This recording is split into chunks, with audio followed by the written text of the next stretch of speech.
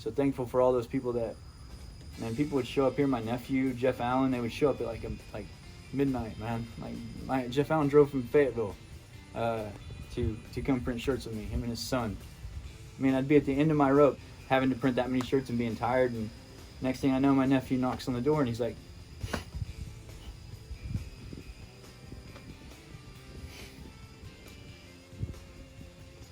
he's like, talk to my mom, I get to stay night with you all weekend and help you print shirts. So it's like,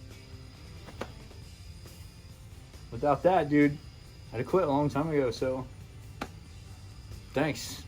Little reflection, bro. Yeah. It's wild, dude. This is where it all started, man. This is like the roots of Reckless. This house is where everything started. Came back to my hometown and someone rented me this house, like a friend. Like, it was really cool. And I started Reckless the same year. So this is where I used to print all the shirts and design them and everything. Like, this is, yeah. This is it. Right here. So it was everything back. It was a multi-purpose room. We printed, I had my screen printing equipment in here, and then it was also the dark room to expose the screens to make the screen printing, process, and the t-shirts, and yeah. So this is where it all went down. Originally, the desk that I had was cinder blocks, 2 cinder blocks on each side that were stacked together, and then 2 2x4s across the top of them. And I put my computer. My wife had a laptop that her parents bought her to go to college on like a few years earlier, and that's what I designed everything, like all the original shirts on, was that. And then we'd make the screens back here, and and then I would print them.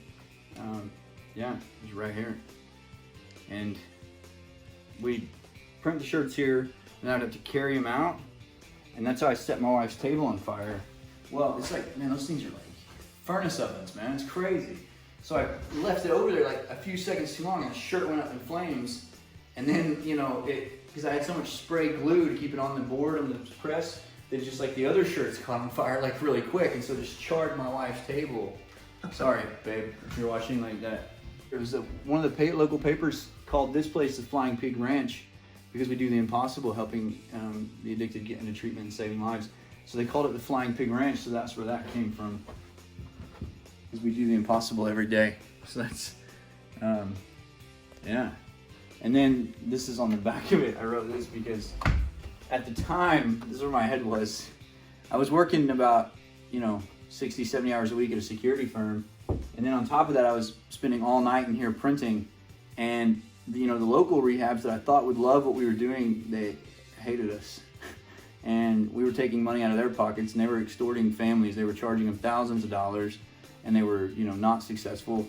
And so they tried to squash what we were doing and spread nasty lies about us. And I couldn't figure it out. I'm like, all we want to do is help people, man. Like, I'm not even.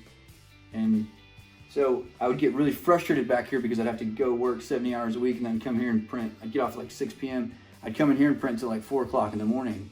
And I would sleep for a couple hours, until like 6 or 7, get up, shower, and go right back to work. I'd do that like 7 nights a week. And so every time I'd get really frustrated with all the workload, and I'd just get mad and want to quit, I would like start to walk out the door, and I would see, never forget, they hate you. And it would kind of like give me the fire I needed to get back in here and print the rest of the shirts. So thank you to all the rehabs that hated me and tried to kill Reckless from the beginning, because, hey, now we help about, 100 more people than you do a month. So yeah, that's where it all went down, man. This is it.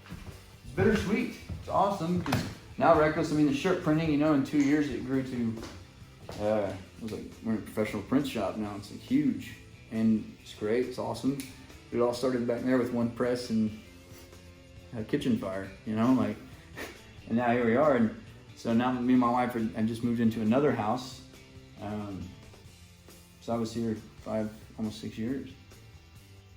Reckless would not be Reckless if we didn't have this house and the great people that rented it to us in the beginning.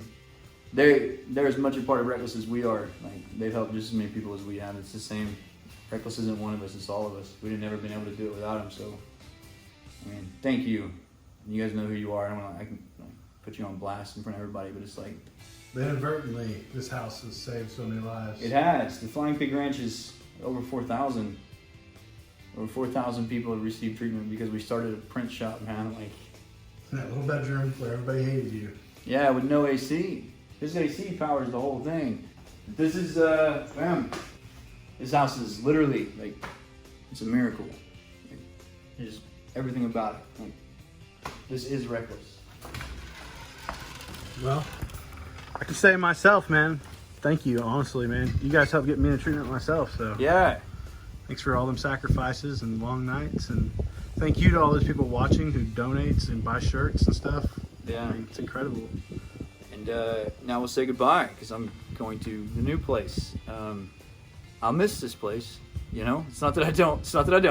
But we have a professional print shop, 2 kids and a beautiful wife. So like hey, Gotta move on. moving on. That's right. Yeah.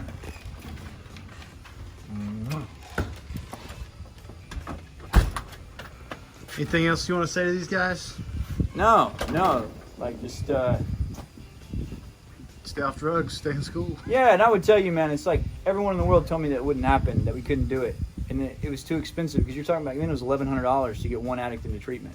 That's a lot of shirts, man, at $25 a piece. You know what I'm saying? I mean, we had to print a lot of them, but it worked, and we would only help 1 or 2 a month, and people would say that we could never keep doing it, that I would never be able to keep doing that. Eventually, I would exhaust myself, and my wife would leave me, and I had no right to do this, and then I heard it from everybody. I mean, not people that I don't like, people I like, people I trust, you know. And it's like, man, whatever.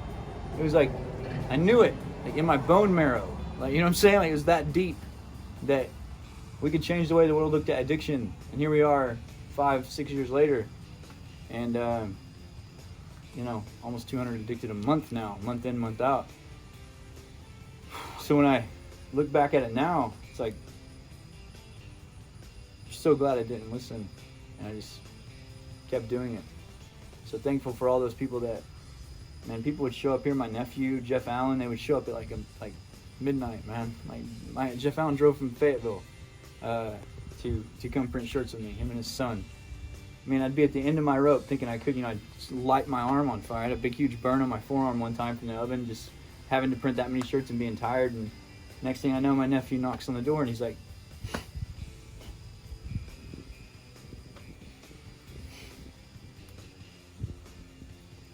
just like, talk to my mom, I get to stay night with you all weekend and help you print shirts. So it's like,